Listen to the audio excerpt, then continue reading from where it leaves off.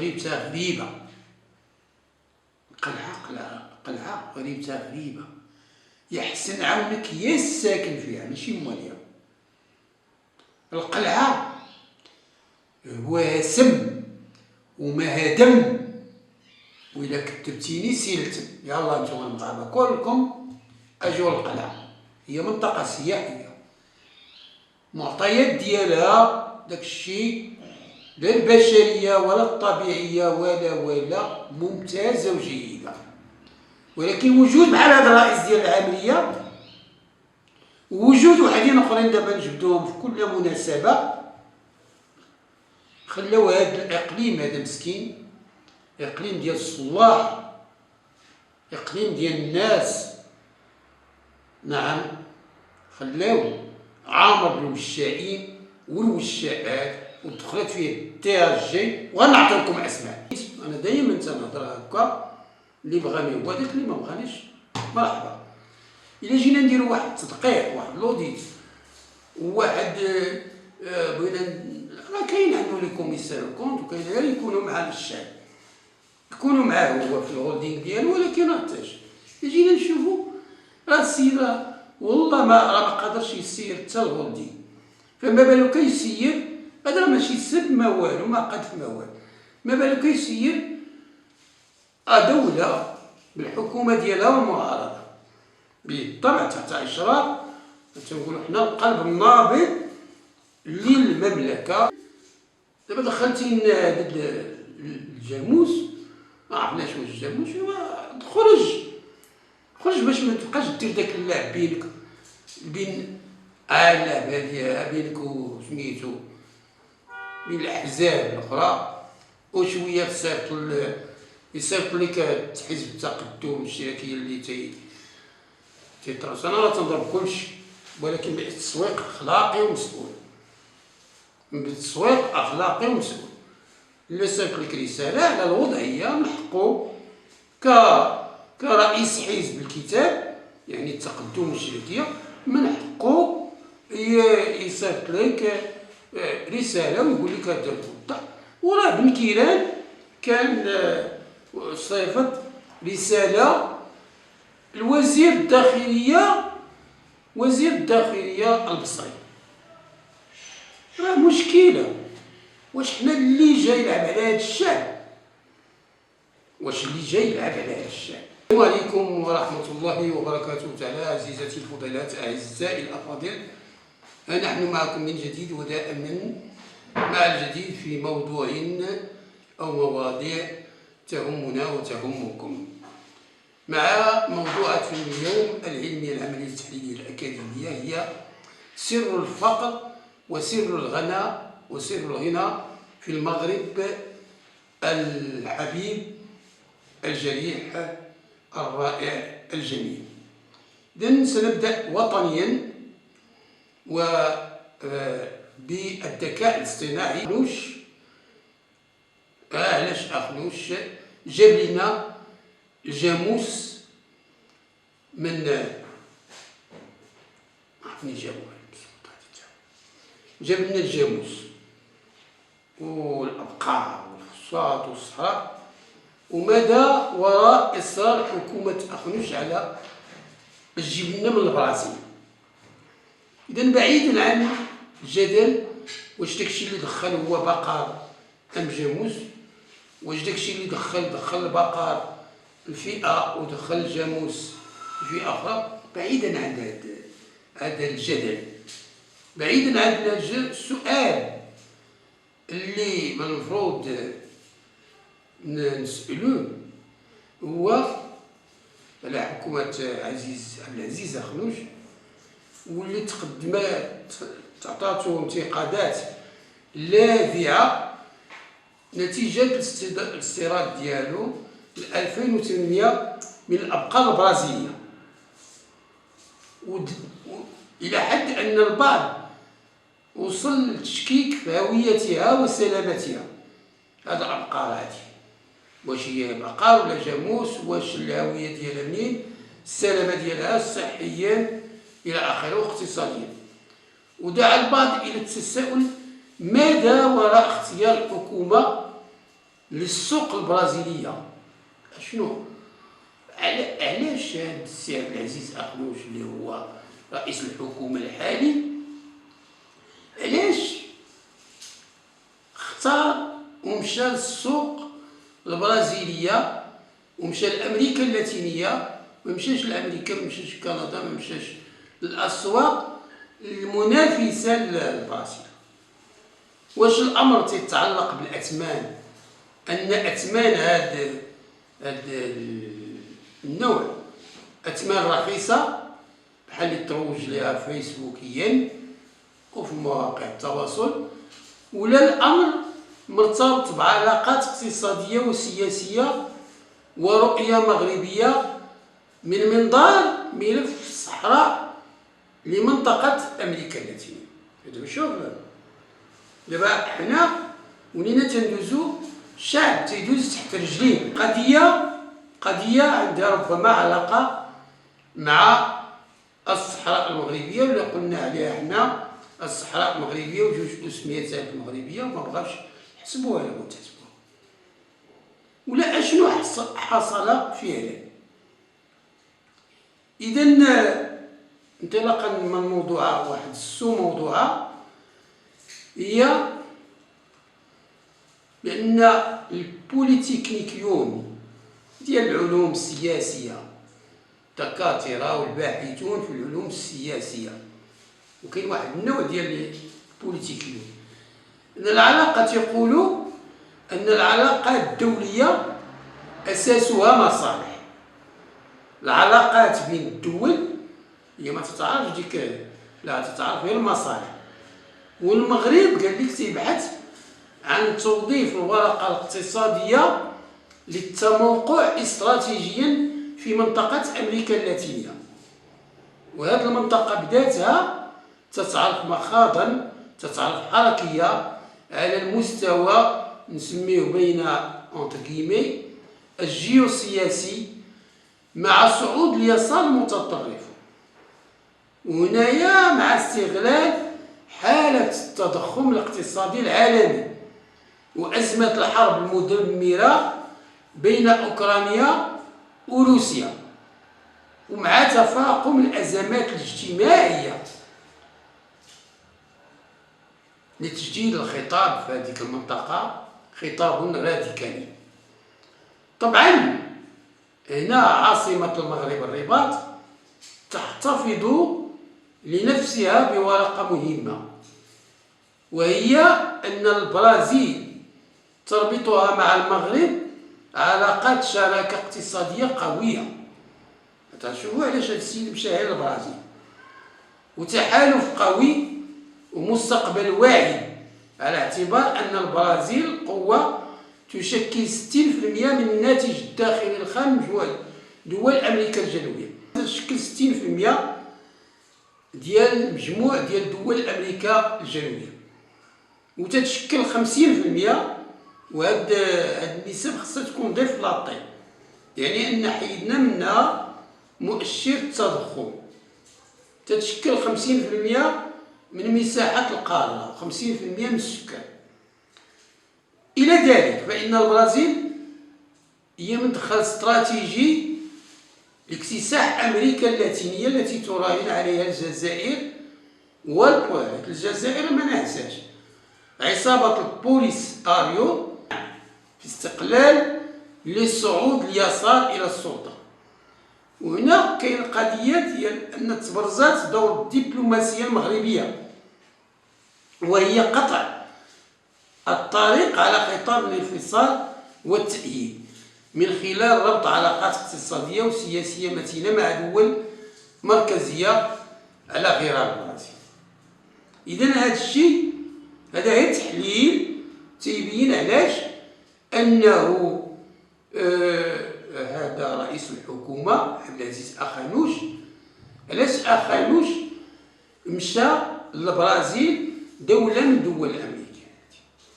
ولكن المشكل ولا بغينا نحلو مزيان وبغينا نشوفو، لنفرض أن هذه المسائل كلها زوينة، ونفرض بأن الدبلوماسية المغربية والخارجية واعرة حتى بالمخابرات الخارجيه ديالها راه واعره وقويه يفرض هادشي كلشي.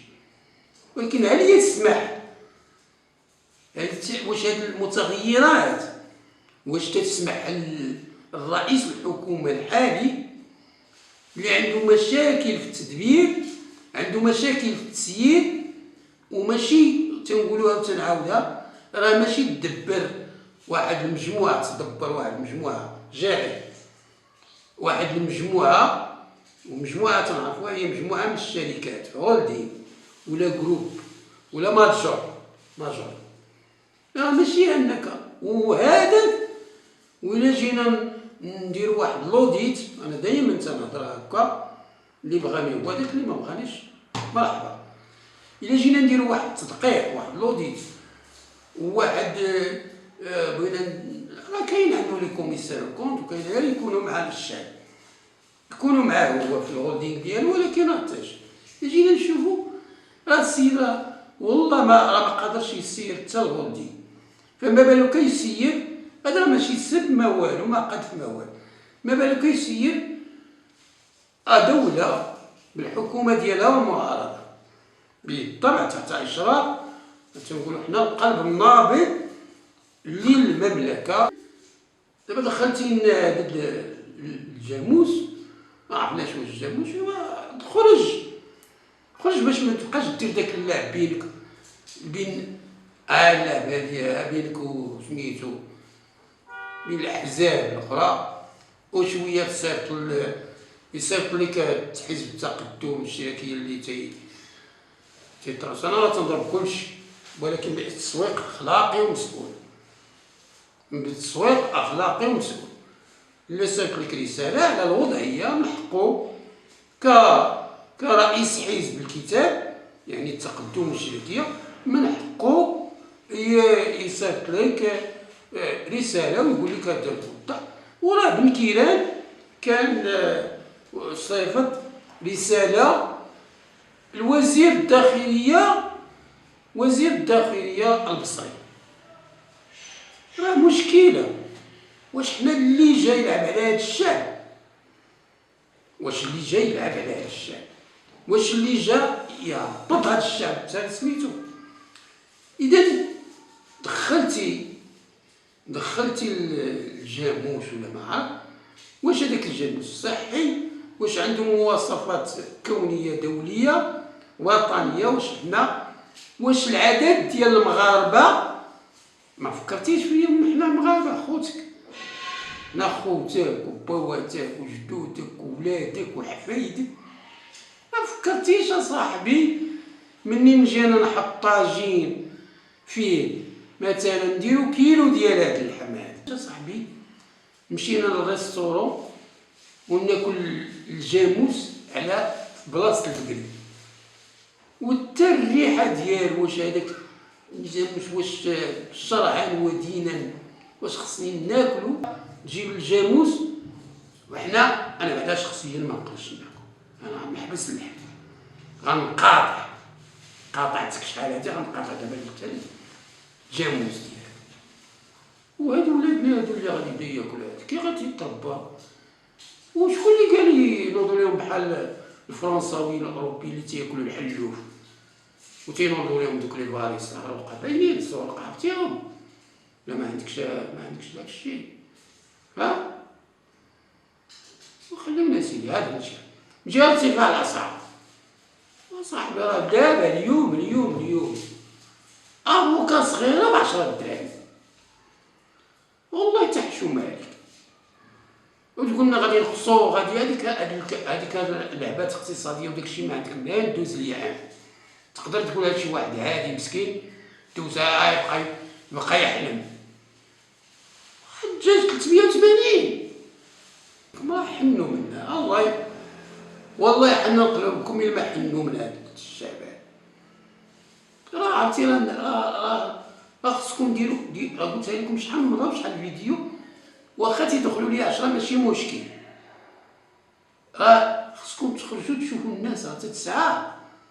راه غنوليو المغرب اللي كان المغرب زوين وكان هو النمر الخامس في عهد المغفور له العاصمة الثاني، غنوليو دولة السعاية، لدرجة أن الشيء غادي يبدا يسعى لشي. وصافي بارك درتي ارتفاع الأسعار لعبتي عليه باش تعمر الخزينة.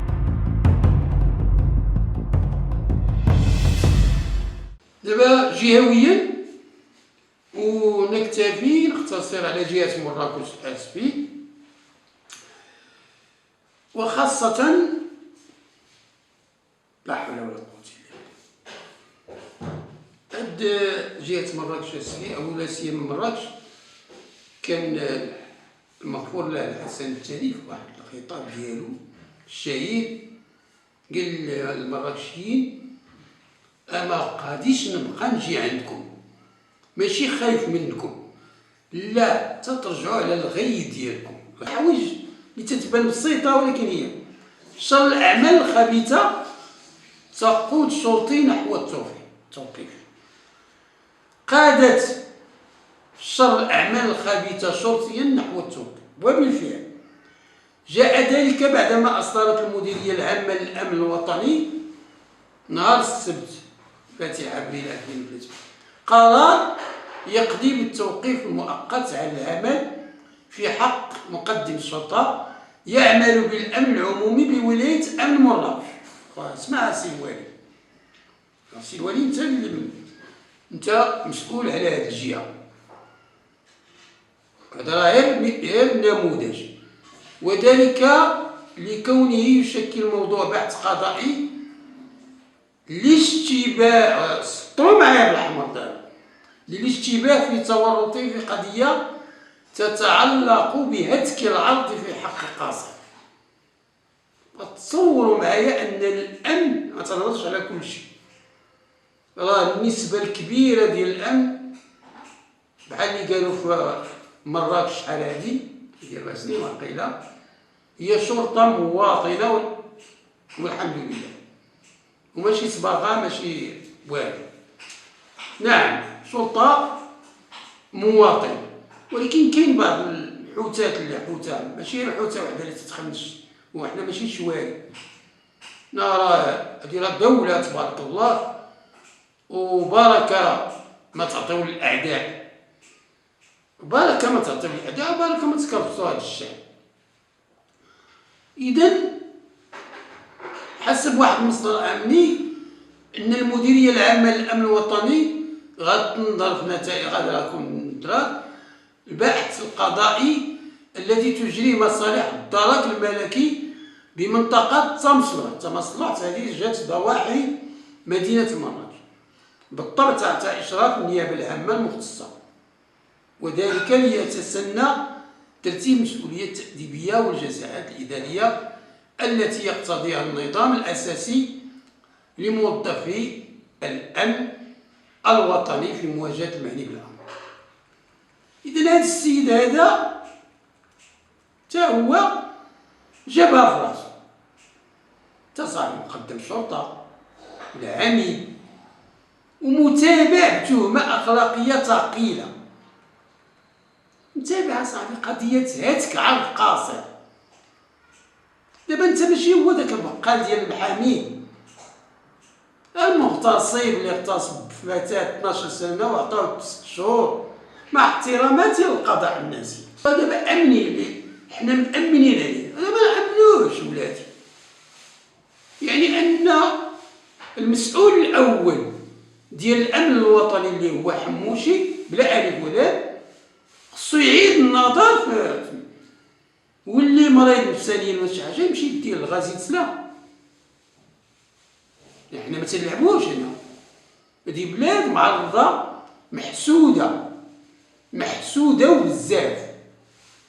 اذا هاتك عرض قاصر، هاد الشرطي هذا بوليسي يوقفوا من الخدمه وحقق معاه انت في جيبك وشي نهار تلقاه خارج. هذا واحد. دابا خلينا دابا مشيتو للاساتذه وقلتيو هذا تيغتصب هذا والو، مشيتيو مؤخرا هذه ديال تيفلت، الطفله ديال تيفلت حكمتيو عليهم بعمايل تناضوا الجمعيات وداك الشيء. انا صاحبي وحملات وهادي، ودابا ولينا تنخافوا على ولادنا، لا تنخافوا على ولادنا وعلى بناتنا وعلى عيالاتنا تاهم، وراه الامن هذا. اذا يجب مراجعه الاستراتيجيه الامنيه بصراحه راحه يجب بلا ما نقولوا التزيين ما خطاتو الاولى، ما نوصلوش لهذه المساله،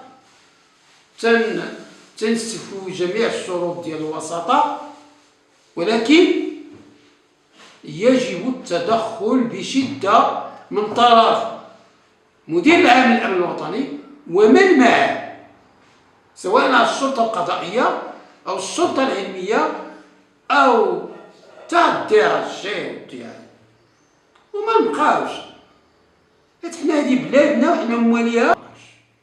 وجبنا حتى القضيه ديال التيفلت، وجبنا حتى القضيه ديال المغتصب، وتنحمل انا هذه ديال الامن ديال حميد سعود، تنحملو لانني قلت لهم اشنو كاين واش كاين. واحد المغتصب كان ساكن فوق مني ودار لي القوق، ومازال الان الصوره ديالو ما بغيتش نشرها، نشرتو وين نبقاو ندابزو حنا ما سميتو باش تكونوا نتوما على خاطركم. واحد الشرطي اخر خالف البناء، ودابا ولينا مشكل ديال راه من الشرطي يكون غير واحد، ولا دابا راه جوج غير في جهه مراج، وعاد زيد في بلايص اخرين. دابا هذا شرطي قبض وطلق الرصاص على مقدم ورئيس مخازنيه، وتسبب في ارتكاب مخالفه في البناء لانه اطلق عليهم الرصاص على عون سلطه برتبه مقدم ورئيس ديال القوات المساعده المخازنيه اللي تيأديو غير الدور ديالو. بحي الضحى، ابواب مراكش، هادشي غير نهار الحد. المصادر ديالنا اللي هي متطابقه قالت بان الشرطي المذكور اللي عمره 48 سنه، 48 سنه راه كان راك خامه صاحبي، راه شي حاجه دابا عامده، يعني عامده الاصرار هنا الى اطلاق النار على عون سلطه برتبه مقدم ورئيس القوات المساعده، ما ادى الى اصابه الاول برصاصتين في الفخذ واصابه الثاني برصاصه واحده. وماشي الفوضى في الامن دابا هذا، ومباشرة بعد وقع الحادث حلت مختلف الأجهزة الأمنية، حيت راه كاين الكثير اللي ما كاينش ما تعرف. حنا كنا على حموشه ما تعرفش يما راه وخرجنا له صوت في 2015، ولكن المشكل مع الثورة الرقمية مع هذا الشيء راه ماشي هادو هما جوج دابا باينين. ما نجي نقول لكم هنا فوق العرب مشكله. هذا النظر في الاستراتيجيه وتكون علميه عمليه تحليليه اكاديميه. يجب النظر في الاستراتيجيه، يعني ما يمكنش واحد يهز الرصاص ويبقى يضرب في مقدم، ماشي مقدم، يضرب في مواطن، يضرب في هذا. اذا هذا شنو غديروا؟ تقول لنا حمق اللي هذا دوزوه من حمق ويسلت في حالاته، هذا اغتصب ويسلت في حالاته. وعاد المواطن هو معلوم المواطن ما يتصل، معلوم البقال ديال المحامين، البقال ديال المحامين سعود معلوم ما يتصل، وما يصيفط لك ميساجات خايبين وما وما وما وما وما.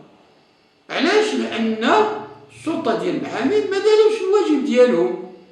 اجي سيدي انت ارجعوه تاني، السيد الوكيل يدخل تحكم ب6 شهور. لا كاين 6 شهور، تكرر 12 عام، تعطي 12 مليون ولا 10 مليون، لا ماشيش، ويتحكم هو وبا في هذيك البنت. علاش التجار في البشر هذا توفيق المهاجرين قلت له التجار البشر حتى 15 عام. يلا واش الا دار معلم كتابت ولا دار مع المتعلم فين كانوا عينيك يوضح. اسمحوا لي اليوم راه معصب. اذا في الحقيقه هادشي راه غادي بزاف، والناس راه وصلت لواحد الدرجه ديال ولاو كلشي تيصاوبوا بالذكاء الاصطناعي لي الانتيليجونس ارتيفيسيال، ماشي هادشي اللي تيتقال دابا في اليوتيوب، لا والله ما تعرفوا الدراري هادشي. وسمحوا لي تيدرونها في المستشفيات، درونها هنا ما نعرفش والله ما عرفت.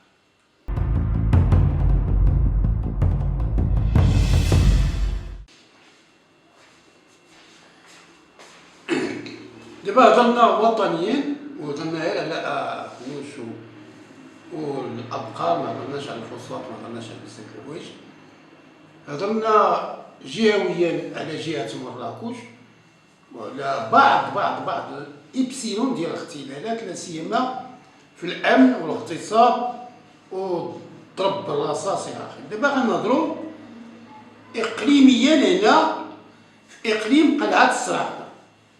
ناري جابها في راسو إحالة رئيس جماعة العملية على قاضي التحقيق بمحكمة جرائم المال العام بمراكش. هذا اقليم قلعة الصراحة تيتميز بالكثرة ديال الجماعات ديالو، ولو أن الجماعات كانت صالحة كلها والضفرات، لو أن هذا الإقليم هذا كما قلنا عليه شحال هادي غادي يبقى هادئ نهارا وساحرا ليلا.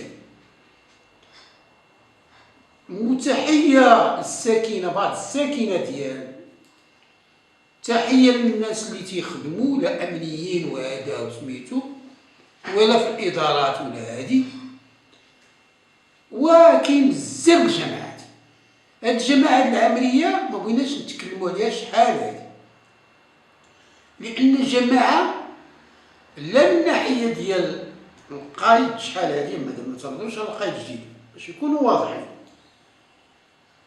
ولا رئيس الجماعة يعتقد من الأحرار. هذه العملية جماعة العملية فيها اختلالات كبيرة، فيها مشكل ديال سبيطار الولادة، فيها عامرة ما لا حول ولا قوة. المهم هذه تقع في ضواحي ديال مدينة قلعة الصراحة، فيها مؤسسات، فيها الدارة الملكي، فيها. إذن هذه هي جريمة من جرائم تبديد واختلاس أموال عمومية، وسبق لنا قلنا بعلمية الله يجازيكم بخير، عرفوا بأن المال العام، وحتى تنقولوها حتى لشي حقوقيين باش يعرفوا هذه القضية، راه المال العام هو مجموع الأموال الخاصة. عندك تركب في واحد جابها الله انت ومرتك ونسيبتك وهذا وتبقى تسالى وتكمل الحد. هنا راه شي وحدين ما تيخدموش خدمتو، اجي سيدي فين غادي عندك رول ميسيو كدا كدا سميتو كدا، وانتما تتسالى مع راساتكم تديروا استثمار. هذا مشروع تديروه ديال الانتخابات، واللي يهضر يلعب ورعفونا وديروا اللي بغوتو. هذا جرائم تبديد واختلاس اموال عموميه وتزوير محررات رسميه. ولكن في الحقيقه الوسيط الصحفي وهذا الضعيف اتساءل واش هي فعلا جريمه ام نظريه من نظريات اللعب المسمومه القاتله، لان من المفروض مراقبه ومحاسبه ومساءله حسب الدستور الجديد. مصالح المصادقه، ماشي المصادقه، جميع المصالح، ولكن خاصة مصالح المصادقة على الإمضاءات. ولا زينب العدوي رئيسة المجلس الأعلى للحسابات هي مسؤولة الأولى، فأين هي المحاسبة العمومية للجماعات المحلية؟ ما تنهضرش على العامية، تنهضر على بإكزوستيف شاملة. أين هي؟ إذن هادو هنا في العملية بسبب اشتباههم وتورطهم في تبديد واختلاس أموال عمومية وتزوير هاك على راسي هاك، وتزوير محررات رسمية تنقول بأن كما نشر من مصادر موثوق بها، وهادشي راه تاريخيا هنا في هذا الإقليم، عصابة العمرية مكونة من رئيس الجماعة ومسير مكتب للدراسات ومقاول مشهور وصاحب مكتبة أمام قاضي التحقيق بمحكمة مراكش الحمراء. بالفعل والبرهان قدم الوكيل العام للملك لدى محكمة الاستئناف بمدينة مراكش مؤخرا ملتمسا أمام قاضي التحقيق مكلف بالبث في جرائم مالية، يطالب فيه بإجراء تحقيق في مواجهة رئيس جماعة العامرية سطروا عليها ومن معه اشتباه في تورطهم في جرائم تبديد واختلاس أموال عمومية وتزوير محرم. وكانت عناصر الفرقة الجهوية الشرطة القضائية بمراكش قد أحالت عن الوكيل العام الملك لدى محكمة الاستئناف بمراكش نتائج الأبحاث التمهيدية حول شكاية توصل بها الوكيل العام، وذلك بخصوص افتراض وجود شبهة اختلال. إذا من شبهة راه قانونية ومالية وتدبيرية بالجماعة القروية العامرية، راه تنهضروا على العامرية، ولكثرة الجماعات كل مرة غنبداو الجماعة في إقليمين غنوجدوا هذاك ديال كل جماعة، بلا ما نساو الجبيات بلا ما نساو كاع الجماعات غندوزو لهم، ولاد زرات كلشي. هادشي راه بزاف. هاد الجماعة واقعة داخل النفوذ أو الترابي لإقليم قلعة الصراعنة. وهنا علاش قلت لكم أنا في الأول ماشي بحال تيقول لك الصراغنة جاية من سر الغنى، لا لا لا، حقوق تفويت أراضي سلالية، رسوم البيع والشراء في تعارض تام مع مقتضيات الظاهرة 27 أبريل 2019 المنظم لتسيير أراضي الجماعات السلالية، وخاصة الفصل 11 منه الذي يمنع أي شكل من أشكال تفويت هذه الأراضي. وإلى ذلك اشتبهوا وجود شبهة اختلالات في تدبير النفقات. واش هاد الناس هادو تيشريو هادوك ب 4000 ريال، ما عرف 16 ريال النهار ولا ما كاملاش، وتيبداو يضربوا لك نعم سيدي في هذا الفلاس ويتساراو في جبل الله وتهضر تلعب. اختلالات تدبير النفقات وعدم إدراج مداخيل سيارة الإسعاف ضمن المحاسبة خلافا للمرسوم المؤرخ في 3 يناير 2010 الخاص بسن نظام المحاسبة العمومية للجماعات المحلية ومجموعاتها. إضافة إلى كل هذا سجل صرف 360,000 درهم ما يعادل 36 مليون دون التحديد المالي. ردوا البال، ما تدوخو، أنا بعدا شخصيا ما تدوخونيش، ترجع الفلوس رجعهم بالتحديد المالي. مشيتي درتي بهم مشاريع بحال هادو اللي خداو الدعم هنا في الشواله والجبيل وفي بوعلي وفي هذا، ودرتي مشاريع وبنيتي الدور وبقيتي تتبيع وتشري، وكاع تجي في الاخر تقول لنا ايوا اللي قال هذاك 10 ديالكم انا الله يعاونكم نجيب لكم 10 في المعدل. تخربيق هذا، بارك المساعد. هذا الشيء في مجال المحروقات، مع العلم أن الجماعة تتوفر على سيارة واحدة وفي أغلب الأحيان ما تتنقش خارج الأقلام لأداء مستحقات مبالغ فيها لمكتب الدراسات. وهاد مكتب الدراسات ما عندهمش دي زيطات سانتاج، ما عندهمش هذا. شوف التخربيق في هاد المدينة هادي الإقليم، وخلق المقتضيات القانونية والمسطرية الخاصة بإبرام الصفقات مع دعم الجمعيات، بعض الجمعيات اللي موالية اليوم بمبلغ 320,000 درهم، 32 مليون عيب الله، وتا هي دون التحديد المالي. ودون حصول أي تقييم لأنشطتها. واش تدير هاد الجمعيات؟ ما عندها لا دراسة جدوى. والملاحظ أن الجماعة تلجأ إلى نفس الممول. شو هاد الجماعة راه مخلقة الدنيا واحد بشكل متكرر، دائما هو اللي تيفوز بالصفقات، لي بوند كوموند ولا البوند مارش. في مجال أدوات المكتب والطباعة، وتم الصرف ديال مبلغ 220 ألف درهم، يعني ما يناهز 22 مليون سنتيم، دون تحديد المالي. في هذا الجانب بين سنتي 2016 و 2018 فضلا، وهذا أمرا ماشي ليس أمرا، لا أمرا، إلى أداء مستحقات مبالغ فيها لمكتب الدراسات وخلق المقتضيات القانونية والمصدرية الخاصة بإبرام الصفقات، مع دعم بعض الجمعيات بمبلغ 220. ما عندناش.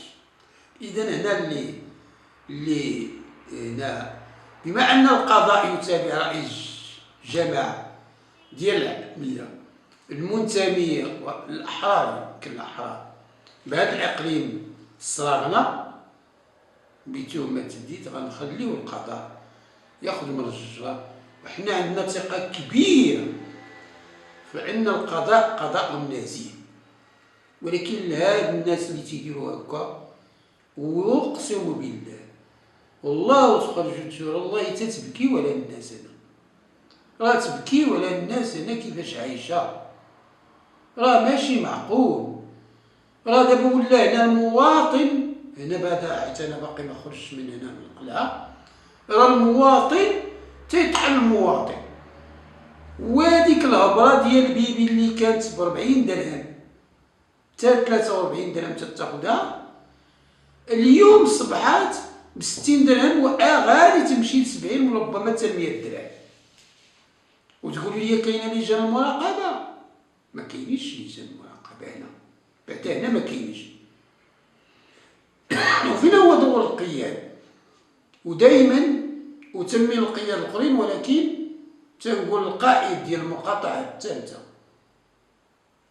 وتنقول القائده ولا القائد ديال المقاطعه الاولى هنايا، هذيك الاولى راه مشات دخل ليها الشكر ومشات للصخيرات. نعم سيدي، وخلات الاختلالات، وخلات هنا ديال السلطه اللي دار الطوموبيل ودار الدار، ومن تيهضروا مع الفقراء تيقول له سيدي الصوم، تيقول لهم انا نتوما كوالب، وانا درت على ظهركم الطوموبيل ودرت على ظهركم الدار، ويبقاو يزيروا فيك انت بحال الحبل تتقطع. المهم اللهم اني بلغت. هادشي راه كثير بزاف، كثير على الوقفات اللي دارتها بعض المنظمات الحقوقيه الحزبيه غير في العمليه. بلا ما ندوزو لشي مسائل، غندوزو المره الجايه اقليميا، غنهضروا على الجبيل، وما غنقولوش حنا فيه مشاهده لا، بعلميه وعمليه ومحاسبه، وبشي حاجه كاع باقي ما كايناش هنايا اللي هي الشفافيه، وكون قلنا بالكيراني يديرها ما دارهاش. المهم نتمنى لكم فطور لذيذ، واخا منين غتجي اللذة ديال بابا هذا مصاوب هالكاموس، واحد مغتصب لينا الولاد ديالنا، حفادنا ولادنا مالكم على هذا الكبت هذا. ودابا رجل امن وامن صاحبي الامن، انا مامنك عليها زعما نخلي ماني نضرب معاك انت لان انت راجل الامن. واش هذا صاحبي؟ وواحد ينوض يضرب بالراسه، على مالك تضرب من قدام ورئيس مخازنيه، على مالك؟ قريب راه جا العامل الجديد،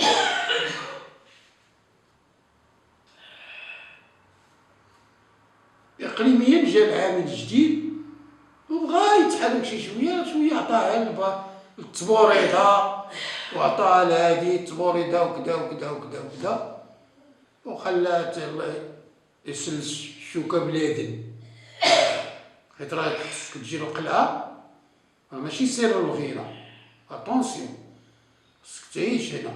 وغنعاودها مرة أخرى اللي كنت قلتها لهم سيدي سليمان، كان قالها سيدي عبد الرحمن سيدي سليمان، أنا غنقول لهم غريبتها غريبة.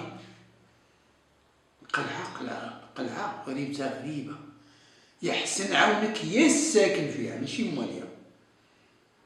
القلعة هو سم وما هدم، وإلا كتبتيني سيلتم. يلا نتوما المغاربة كلكم أجوا القلعة، هي منطقة سياحية، معطيات ديالها داكشي لا البشرية ولا الطبيعية ولا ممتازة وجيدة. ولكن وجود بحال هاد الرئيس ديال العاملية، ووجود وحدين اخرين دابا نجبدوهم في كل مناسبة، خلاو هاد الاقليم هذا مسكين، اقليم ديال الصلاح، اقليم ديال الناس، نعم، خلاو عامر بالوشائين والوشاءات، ودخلت فيه التي اش جي، وغنعطيكم اسماء.